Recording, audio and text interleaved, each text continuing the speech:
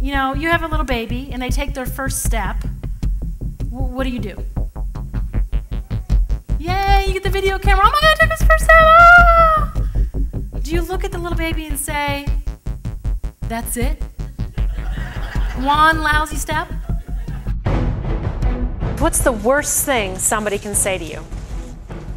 The worst thing someone can say to you is what you're not prepared to respond with. Here's the good news, you can't fail if you don't give up. You can't.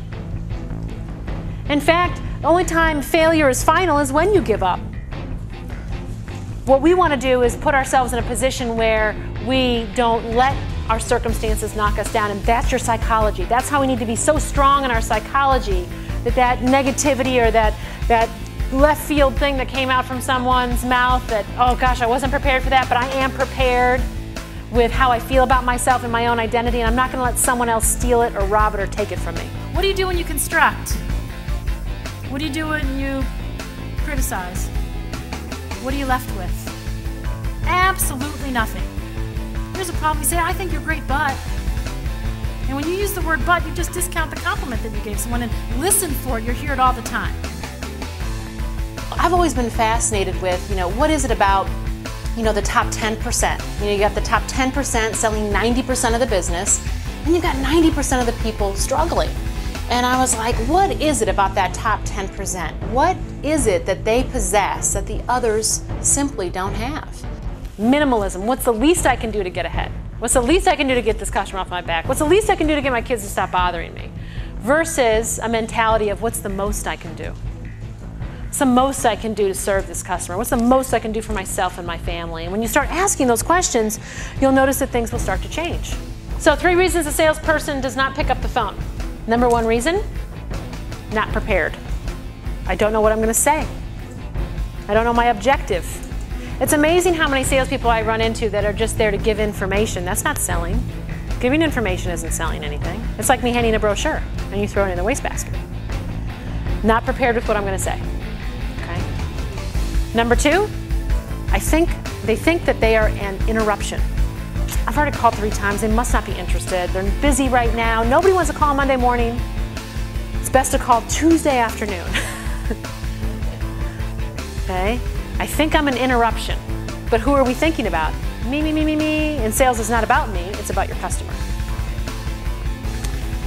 Number 1 reason someone hesitates to pick up the phone, they're not in a peak state.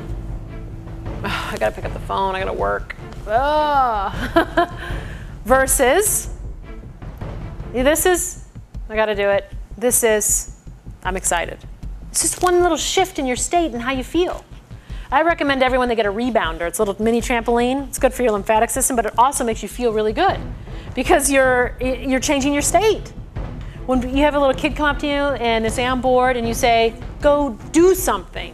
Why? Gets them moving, changes their state. You're in a bad mood, put some pump-up music on. You have to go to a meeting. I would have a CD in your car to listen to with music that just gets you in a good place. You have to be able to do that. You have to be able to affect your own emotion. Music does it quickly, but it does it faster than talking yourself into it. So instead of thinking when you wake up in the morning, should I go to the gym?